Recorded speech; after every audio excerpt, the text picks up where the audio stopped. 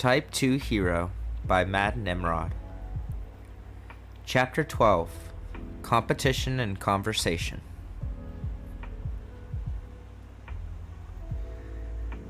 Two weeks before the sports festival. Oi! You guys!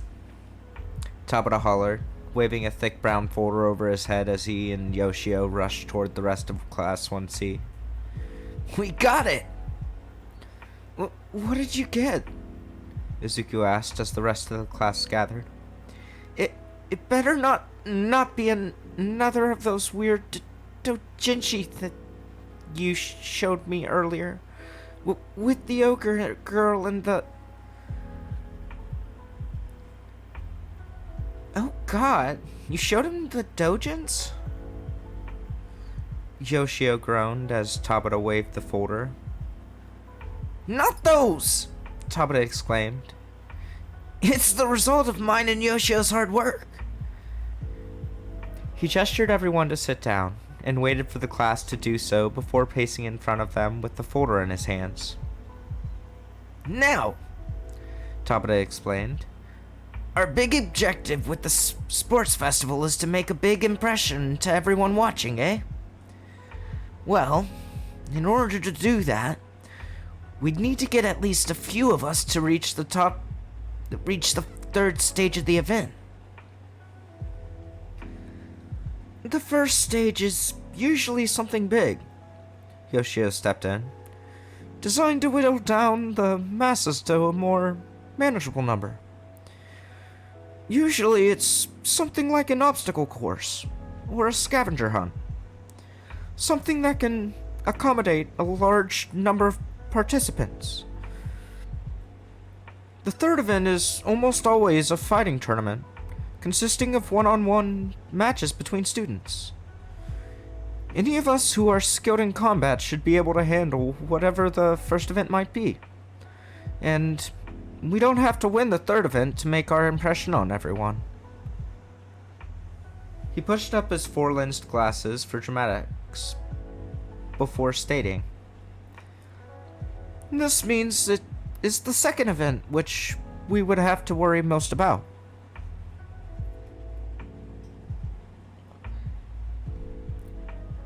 How could we prepare for them, though? Hojo asked as she raised her hand. The second event is always randomized, isn't it? Yes, Tabata took over. However, Yoshio and I looked into the second events and noticed a few things.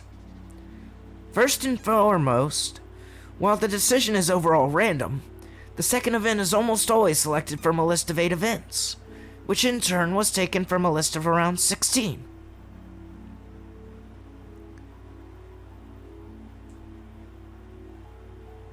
Wait a minute, Hayashida piped up. What about last year's event? That one had Kamui Woods and Pixie Bob make a forest on a giant turtle. That event honestly gave me nightmares, Sakai shuddered. About that, Yoshio replied. Tabata and I deemed that sort of event as an anomaly, just as any other event that would require the aid of a hero from outside UA's employ. And they never use anomalous events 2 years in a row, Tabata pointed. So, we can ignore that sort of thing for this year. Continuing, Yoshio used his quirk to memorize and compile a list of every sort of second event used since UA Sports Festival became publicized. A trend I figured out through careful use of math, which Yoshio still sucks at, was that it seemed like every year that went by where a certain event wasn't used, the following year seemed to have a higher chance of that event being chosen. Figured this out by seeing that some events that hadn't been done for several years straight would appear on the second event spinning wheel more often, rather than being changed out like the rest. On top of that, the spinning arrow would stop moving faster some years than others. Using such information, Yoshio nodded, Tabata has managed to calculate that, excluding anomalous events, this year's second event has a roughly 78.3% chance of being a cavalry battle. There was silence following his words as everyone processed what they had been told. Some students were nervous, some were excited at the prospect. After a few moments, Asano stood up. So, that means we gotta practice formations and stuff, right? She asked. Why though?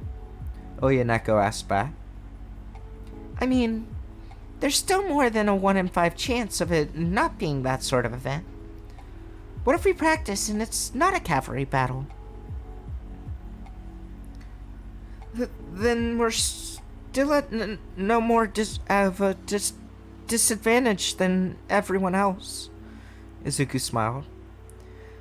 Plus, several of the other students' events have mechanics similar to a cavalry battle, so tactics and stuff can still be utilized.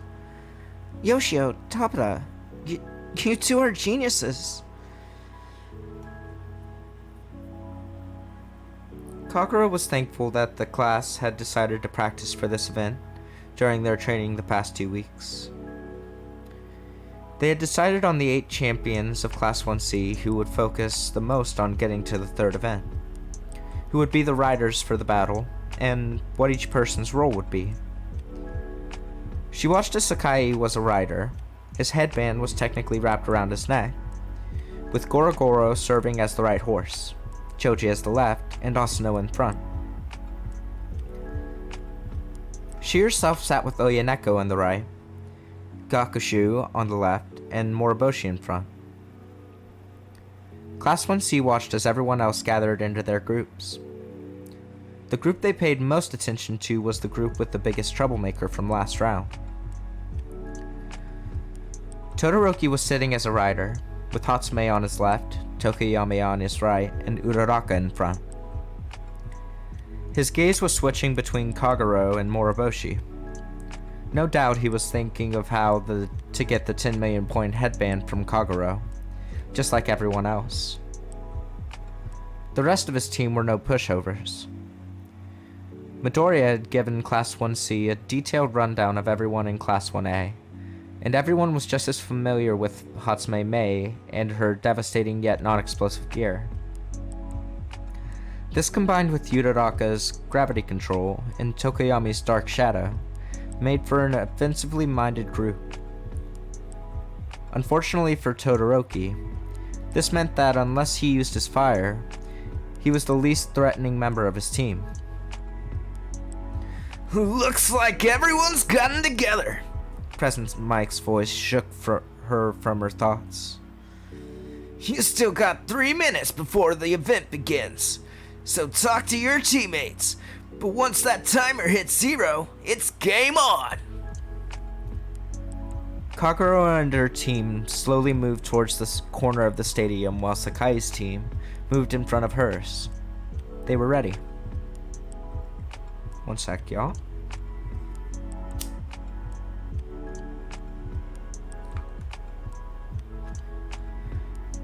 Izuku was glad for this extra 5 minutes before the event began. They may have gotten a half hour earlier, but he had spent that time talking with his mom, Midnight, and Kamui. Which meant he didn't get to do any of the other things one would normally do during a break, such as refilling their water bottle. As Mike announced the 3-minute mark, Izuku was downstairs at a water fountain, refilling his bottle. One would think they'd have a mini fridge or something in the booth, but it was curiously devoid of such things. He wondered why as he twisted the cap into the place on the bottle. Maybe he should grab a second bottle while he was down here. Deciding this was a good idea, he turned to a nearby vending machine, but saw something unexpected. Melissa? To his surprise, the third year was using that same vending machine and didn't notice Izuku sooner. The minute he called out, she turned to him in surprise before giving a smile. She stayed by the machine as Izuku jogged up with his bottle. What are you doing here? Izuku asked. The third years don't compete until tomorrow. Didn't miss you strut your stuff? The taller American said with a wink, and enjoying the blush she put on his face. I know you're in a booth, technically, but I still wanted to be here for you. Plus, wanted to make sure the arm wasn't messing up. Oh, my arm. Izuku held up the prosthetic. Working pretty pretty good. Yes, working good. Melissa giggled at the statement and not missing his error there. Glad to hear it. Hey, got anything planned tonight? Actually... Izuku raised his finger. My mom wanted to know if you wanted to join us for dinner. She usually makes a lot of food during the festival. Oh, I'd love to. Melissa gave another angelic smile. Your mom makes the best food. Izuku blushed and opened his mouth to say something else before President Mike's voice rang out from the speakers. 1 minute, little competitors. Get ready to rumble. I gotta get back to the booth, Izuku stuttered. Before Melissa could say anything else, Izuku took a deep breath and gave her a quick hug, careful not to put his head anywhere near her chest. See you later. He dashed off before she could respond, his face flushed red. He hugged a girl. He actually hugged a girl he liked. As he ran off, Melissa watched him go with a smile. Looks like the little man's getting braver.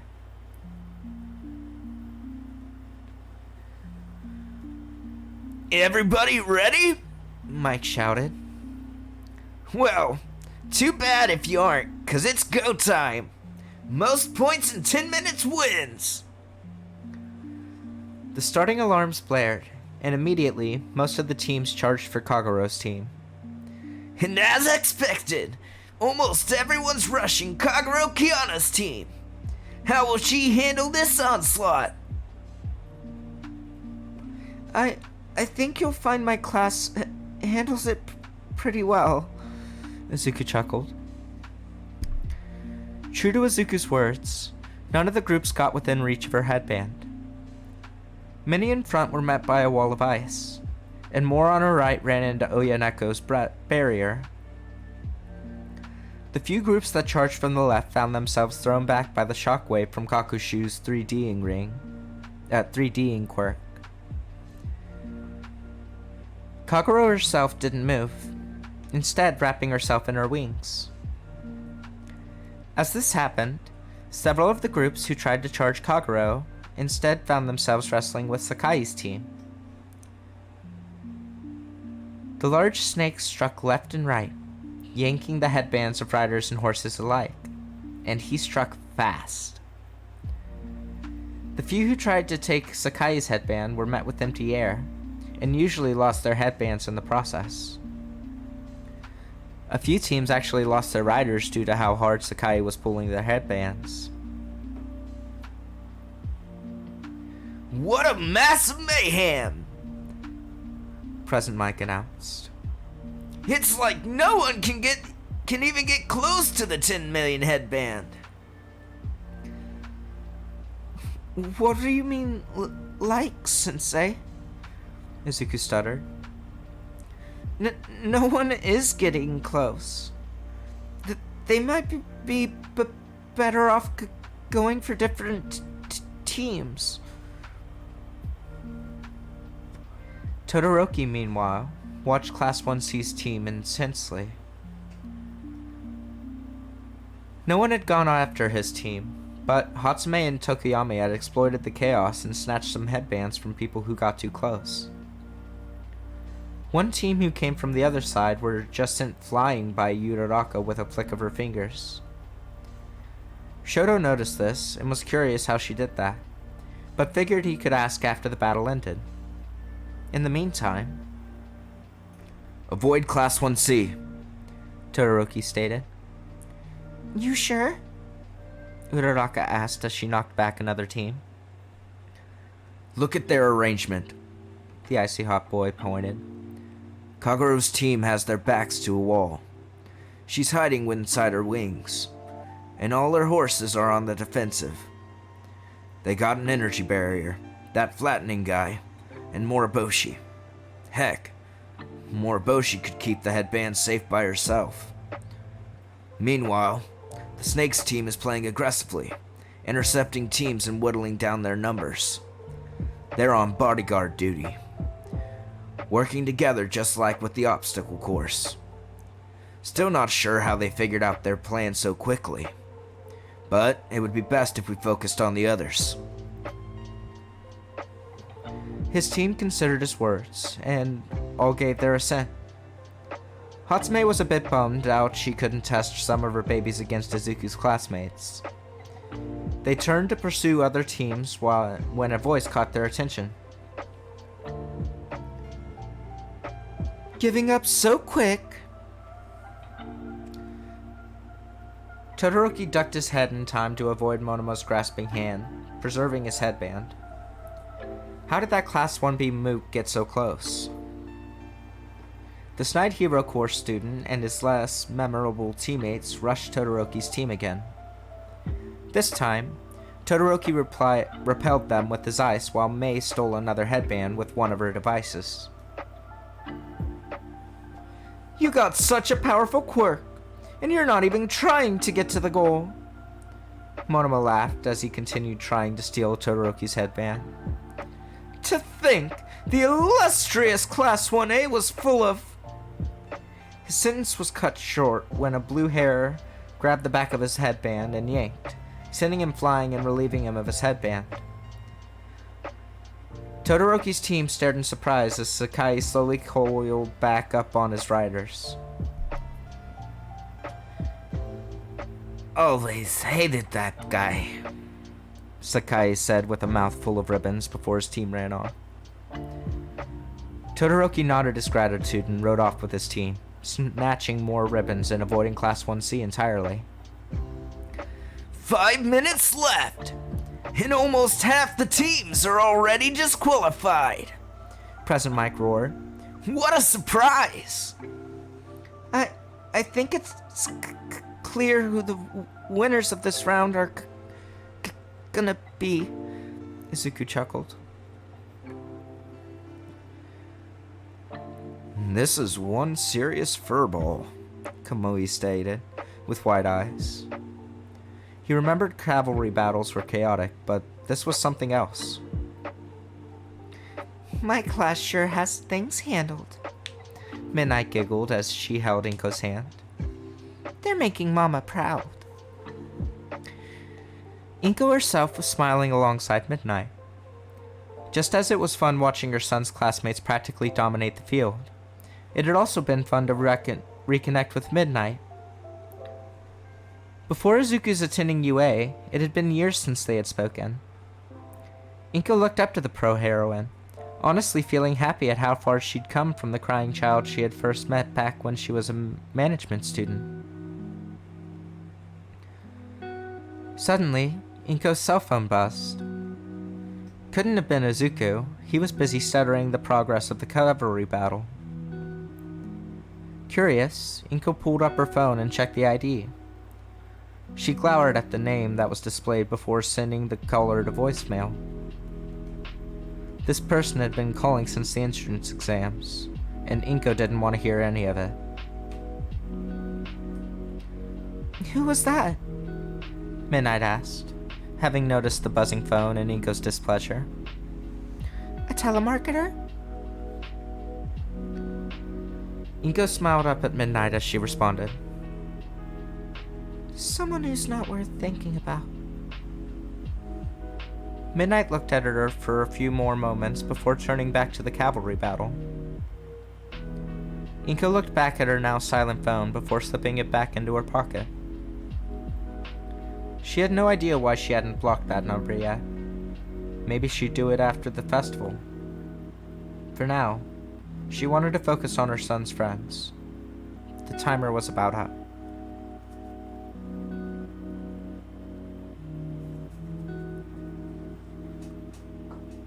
Stop!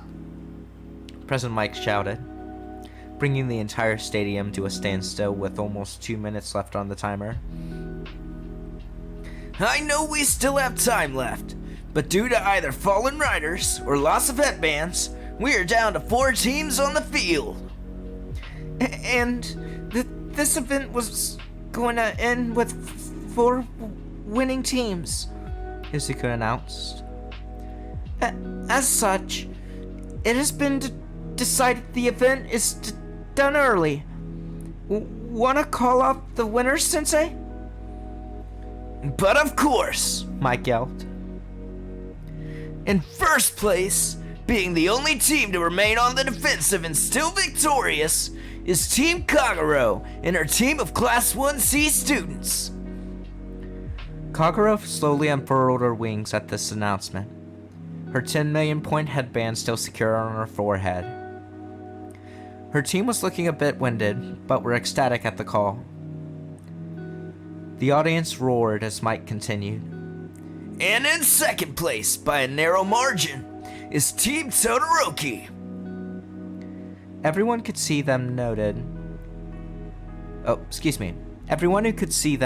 Todoroki's entire team looked way exhausted.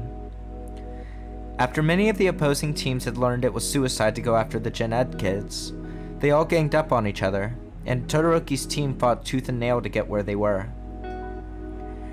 And in third place, behind by only 5 points, is Team Sakai. The Serpentine student gave a cough as he spat out the dozen or 2 ribbons he had collected with his mouth.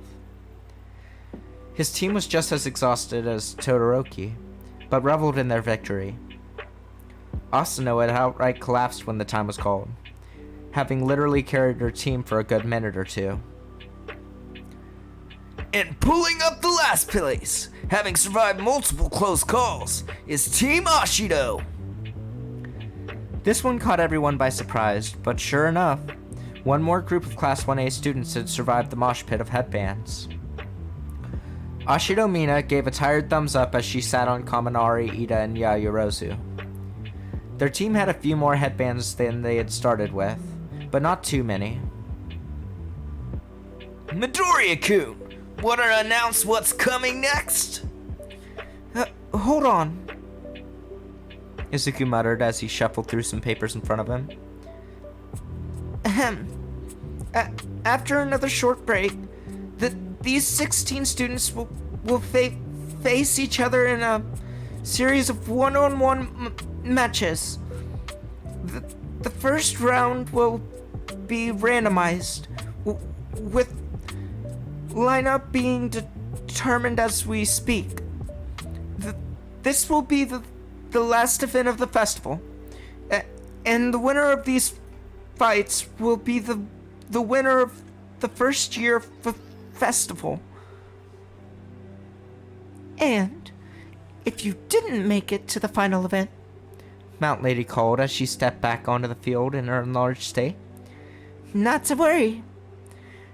While we take a half hour to ready the stadium for the fighting portion, there will be another series of recreational events you can participate in. As for those who did win the battle, go drink something and rest up. She winked down at the tired students. Your time to really shine is almost here. The audience roared with excitement, and for good reason. Half of the remaining students were Class 1C underdogs who had dominated the past 2 events through teamwork. But everyone knew this last event would throw the teamwork out the window. Not only that, but there was a question now plaguing the minds of several poor heroes in the audience. A question none had even considered before this year. Is it possible to ask for Gen Ed interns?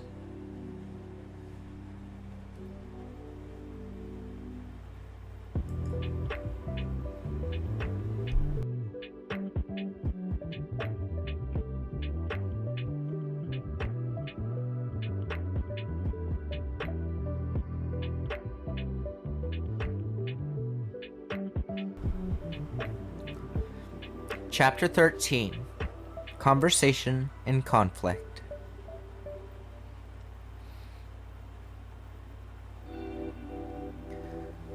"30 minutes until the third event." You guys did fantastic. Izuku stuttered to his classmates as they staggered into the waiting room. Everything went perfectly. Most of that was you. Moriboshi smiled while pointing at Izuku. We just did what worked. What you planned. And it worked like a charm.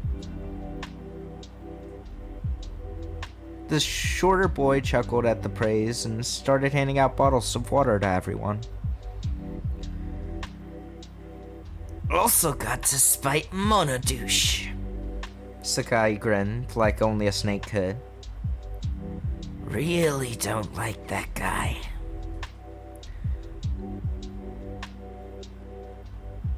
Mono douche?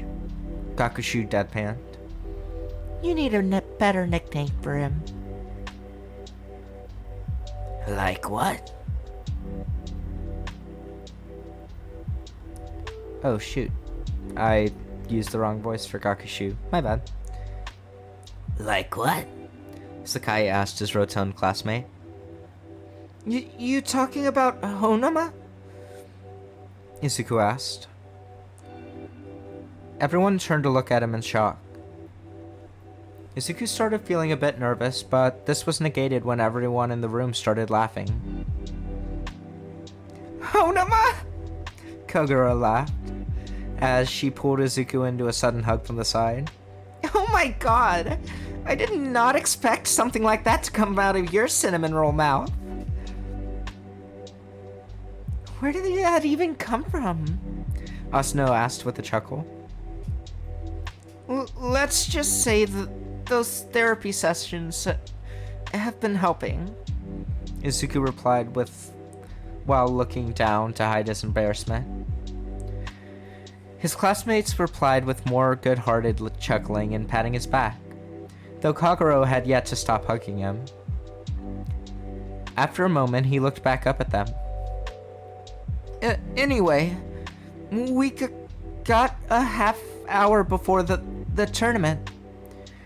You're on your own there, but it's all right. You've already made our class stand out with how many of us got this far.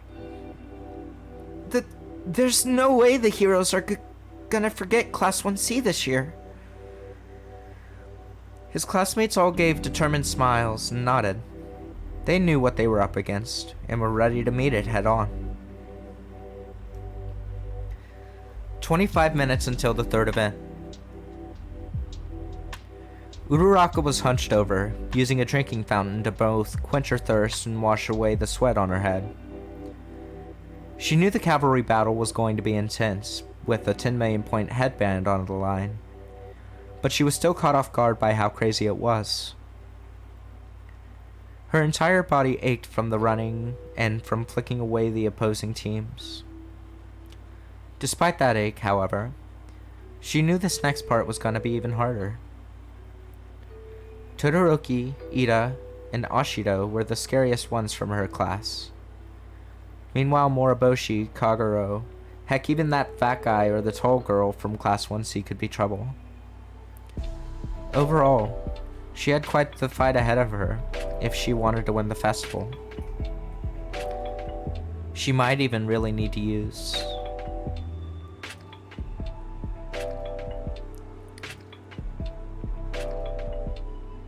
Excuse me. A voice spoke up behind her. Snapping upright, she turned and saw the top of a blonde head of hair. It took a moment for the tired Uraraka to realize she had to look down if she wanted to address the person in front of her. Doing so, she found herself dumbstruck at the blue-eyed beauty before her. She was so taken in by the woman before she didn't even see the smaller mouse-like boy next to her holding a basket. Hello. Melissa greeted. I was wondering if you knew where Class 1C's waiting room is. Stunned beyond speech, the taller hero student simply pointed down the hallway. The blonde lady gave a smile that made Uraraka weak in the knees, and thanked her before dashing down the hall alongside her smaller companion. Uraraka watched her go, her eyes falling a bit lower than the eyes should, before giving a sigh and collapsing to her knees. Holy crap, she whispered. Where did that angel come from? Uraraka-san? A familiar voice called from the other way. Uraraka gasped and quickly got to her feet before Yarurosu came into view.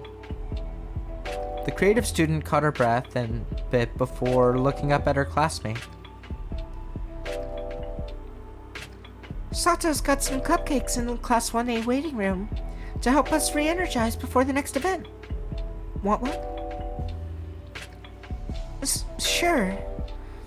Uraraka nodded, giving one more glance in the direction of the Golden Angel walked. Uraraka followed Yarurosu back to her class. She was determined to find out who that woman was. Also, Yarurosu asked a bit more nervously. Did you happen to see a small mouse boy anywhere? I thought I saw him come this way earlier. I didn't see any, Uraraka replied.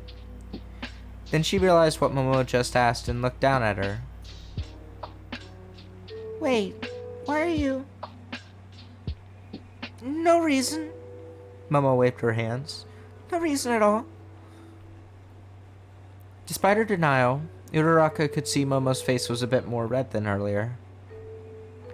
Now Uraraka was wondering if someone with a love quirk passed by recently, because this was just too weird.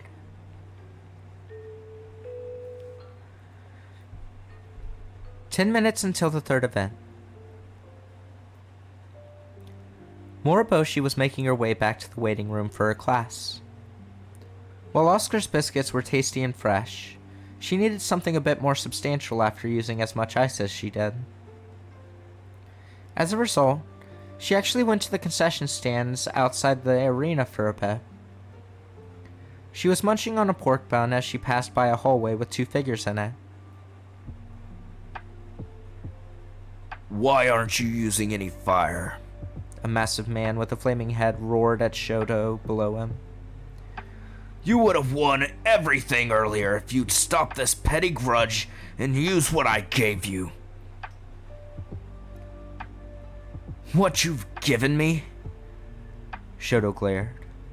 Sorry, but I don't think I can transfer my pain and misery to another person. Otherwise, I'd have given it right back to you. On one hand, Moriboshi was proud to see Shoto standing up for himself. On the other, she could tell this wasn't going to end well. The look on Endeavor's face would curdle milk and then vaporize it, and it was directed at his son at that immediate moment. Tossing her last pork bun in a nearby trash can, she dashed up to Shoto, ignoring his internally angry father. There you are! She exclaimed while grabbing Shoto's hand. The boy looked down at their hands in shock as she continued. Only got a bit of time left before the next event, and we gotta be in our rooms within the 5-minute mark. Before she could pull him away, however, a very large and hot hand grabbed her shoulder. Keep your nose out of my affairs, girl, Endeavor growled. I'm not done talking to. Moriboshi glared at his arm as he spoke, and next thing Endeavor knew, his entire arm was encased in ice. Shoto's eyes widened at this. She didn't even make any gestures. She just stared and froze. How did that even happen?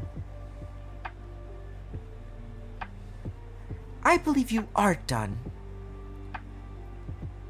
Moriboshi deadpanned before pulling Shoto away. Endeavor growled and melted the ice on his arm and tried to stop her, but found he couldn't move. Looking down, his eyes widened when he saw that, at some point during that conversation, Moriboshi had quietly frozen his feet to the floor.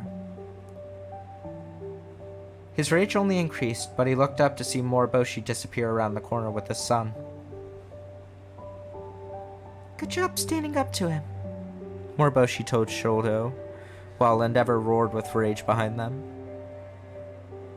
Does that mean you're going to use your fire now? That is still undecided. Shoto replied. Moriboshi would have gotten on him further had she not noticed his tone of voice. It was clear there was something else going on, and she wasn't sure she had time to help him through it. So instead, she gave a grunt and kept pulling him towards the waiting rooms. She was too focused on the path in front of her to notice Shoto had turned his attention to her hand. He had just realized how nice it felt. It was really nice, to the point he felt somewhat depressed when she finally let go. Here's your classroom. The pale-haired girl gestured.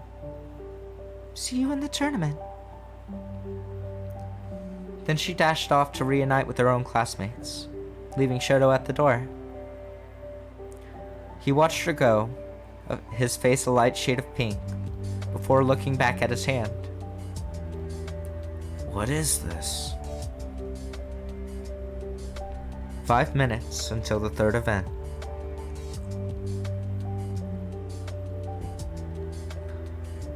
While 7 members of Class 1A were preparing for the next event, the rest of the class was up in the stands. While the majority of the class had lost, they were not in low spirits. The reason for this? That was so much fun! Kirishima cheered as he stretched. Certainly a big difference between watching the festival and actually participating. Shinso sighed. Thought I'd do better, though. You did plenty well. Ibarra reassured the purple-haired classmate, gently rubbing his back. We were simply caught by surprise. No kidding. Chiro groaned. I know those Gen Ed kids helped us out during the USJ, but I had no idea that they were that good. Certainly better than any of you. The massive Class 1A turned to see Monoma hanging out at the edge of his class seats, sneering at Class 1A. You're supposed to be Class A, the elites of first years. The ones who defeated actual villains, and you lost to some general education bumpkins. Pathetic. Good God. Sero groaned.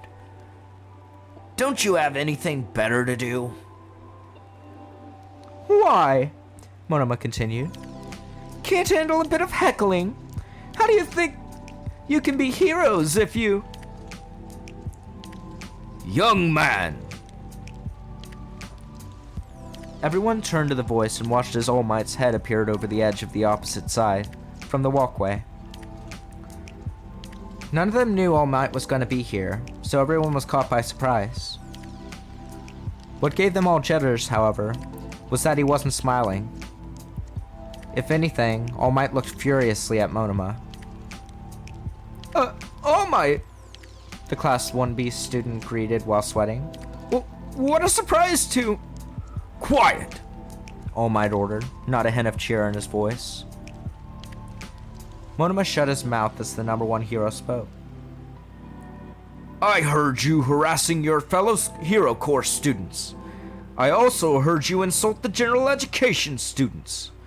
I believe you were spoken to about such behavior, correct? Monoma tried to defend himself. It was just some lighthearted joking, I swear. Right? He turned to the rest of his class for support, but they were staying out of it. None of them spoke up, and Monoma's face paled as he looked back at All Might. Such language is never funny, All Might growled. I have been told by Aizawa that you were already on strike 2 concerning such abhorrent behavior. I do think this qualifies as strike 3. Monoma turned sheet-white as a small blue smartphone poked over the edge of the railing. I have Principal Nezu on speed dial. Shall I call him to tell him what you've done? Please, no! Monoma got to his knees and begged. Please don't call him! I don't want to be expelled! The Class 1B students sobbed and pleaded, the most humble anyone in school had ever seen him. All Might's expression did not change, angered and focused on Monoma. There was close to a minute of silence before All Might spoke again. Young man, this is not something that can be ignored. Time and again you have harassed your fellow students, making verbal attacks against them, for the sake of your own ego. A true hero is not focused on their own self-righteousness, and you have demonstrably failed in displaying that quality. Monoma was frozen in place, tears falling down his face as All Might continued.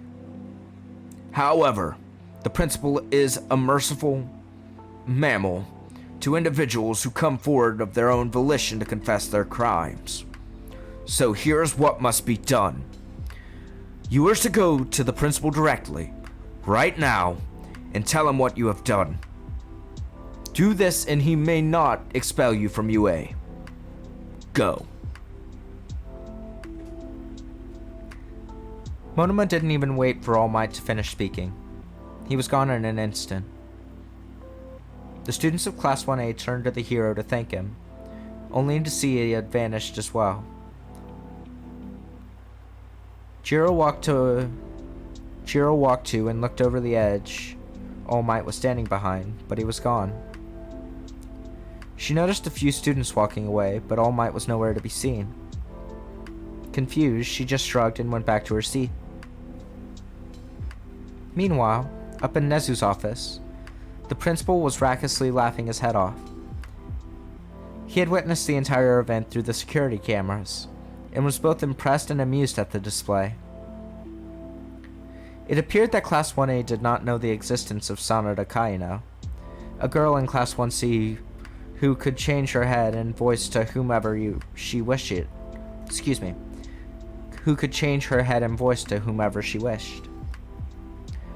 While she could be in trouble for impersonating a hero, what she did was too good to punish. Monoma, on the other hand, well, they would have quite the conversation when the frantic student finally arrived. Oh look, it was time.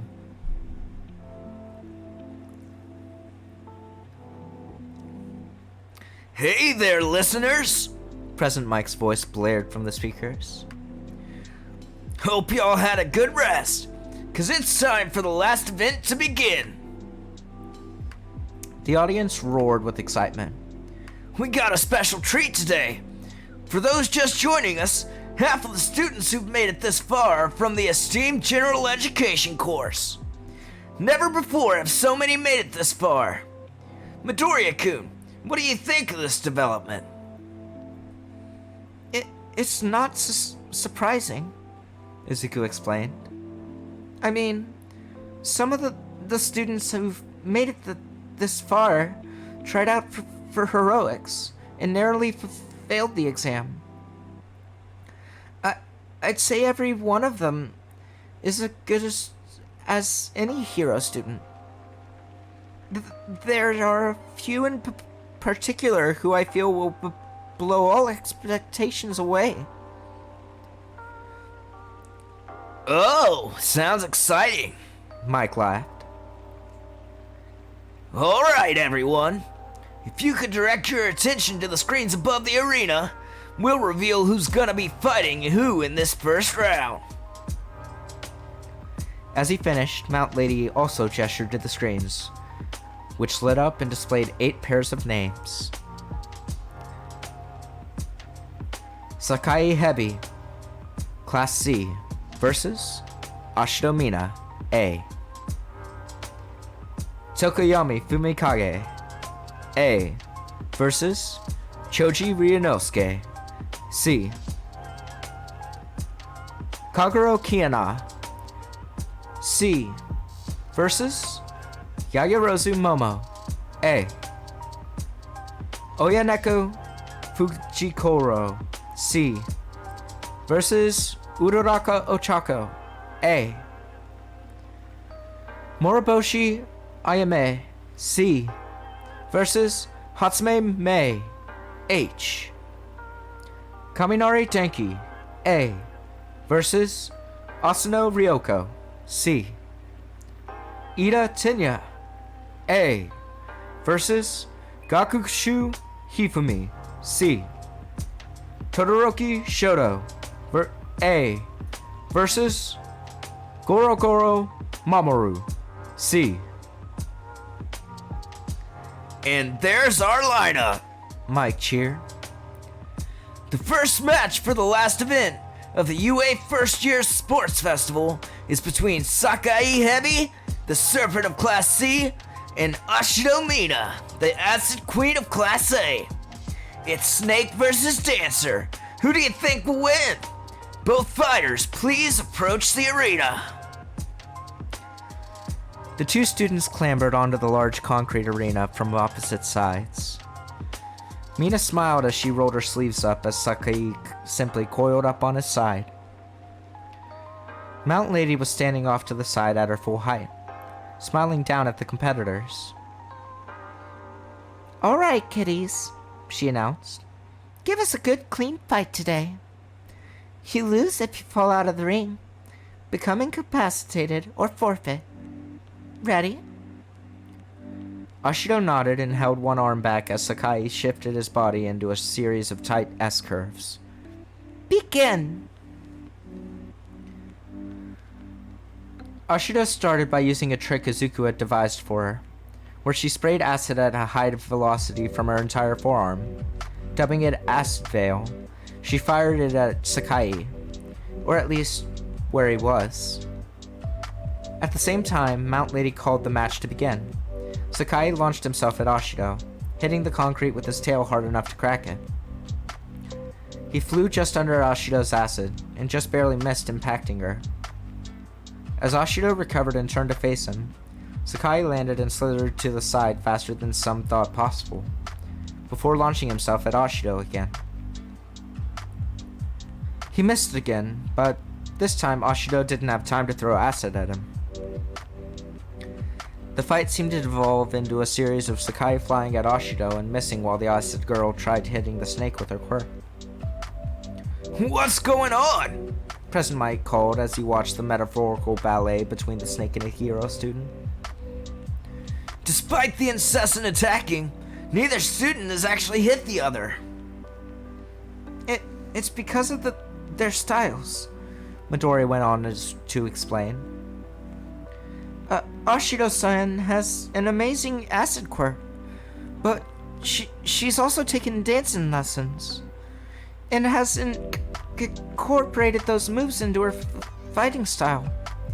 However, despite his length, Sakai-kun is a low and skinny D target. So he's hard to hit accurately. Simultaneously, Sakai's recently learned he can launch himself by coiling up and pushing back behind him.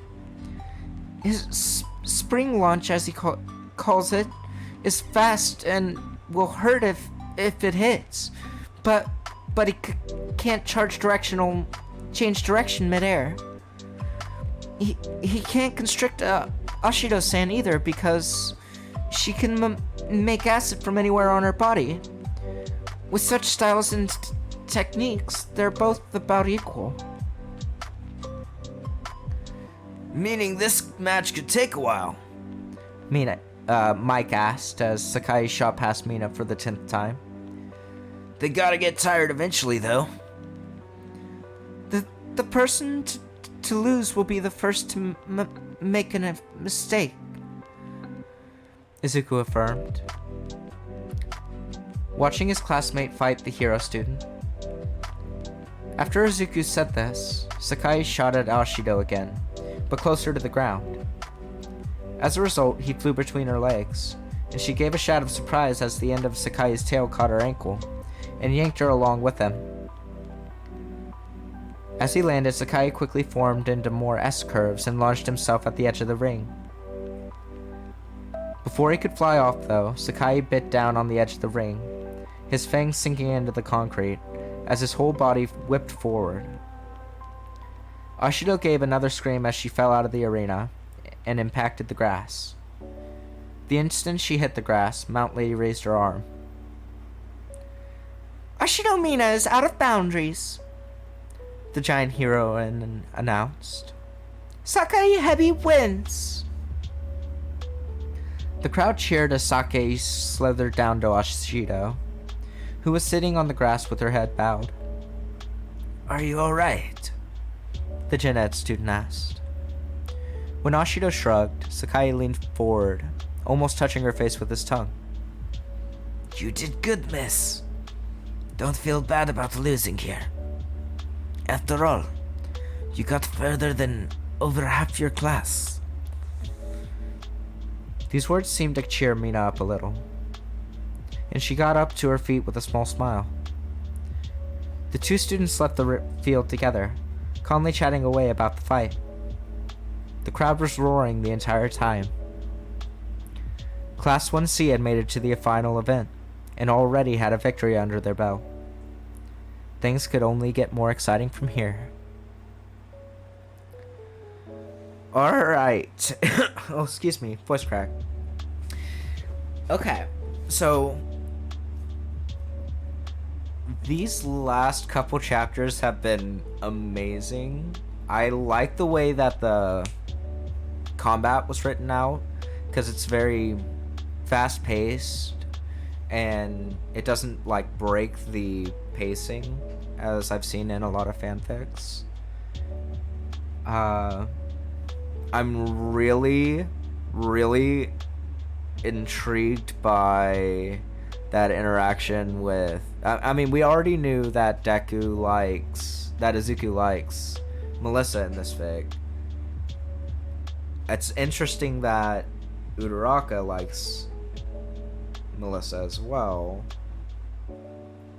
So are we looking at a love triangle here, or is it going to be a throuple? So that's could create some tension. Oh, and I'm really happy that it looks like Todoroki's gonna end up with Moriboshi, because oh my gosh, that's such a cute couple. I might end up even making a fan art of that, because that's really cute. But anyways, I really enjoyed the chapters and am looking forward to reading more. Thank you guys so much for coming in, hanging out with me and listening to the story. And if you have any suggestions, questions, comments, concerns, please feel free to drop them into the comment section. I do my best to answer every message, or at least respond to them in some way, whether it be a heart or a like. And with all that being said, I look forward to seeing you in my next video. And ciao for now, lovelies.